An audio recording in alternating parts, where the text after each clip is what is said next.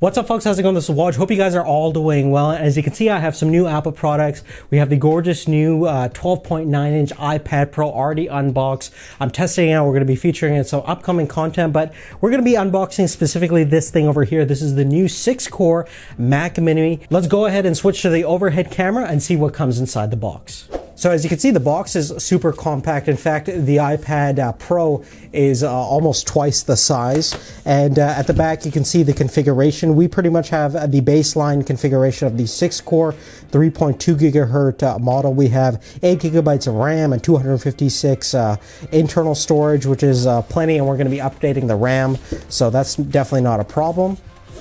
We're going to slide that off, and there is the Mac Mini itself. As you can see, there's no wastage of any packaging whatsoever. You're pretty much right on the cardboard edge.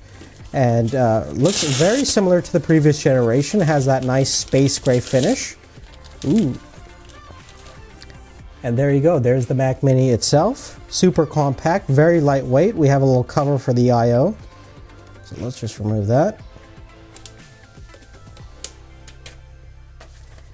And there is the I/O, the plethora of connections, which is definitely missing from the new generation of PCs that Apple is producing. So lots of USB-Cs or Thunderbolt connections. We have a full-size HDMI, 2 USB 3.0As, a power button.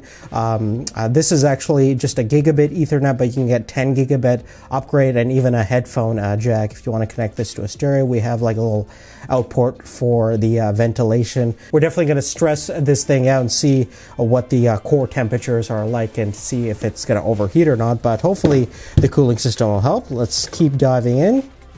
This is obviously just some user guide information, some Apple stickers, standard stuff, and looks like this is just the power cable. So pretty simple and straightforward. The power supply is built into the unit, so no surprises there. And let's just see if there's anything else. Nope. And that's all you get.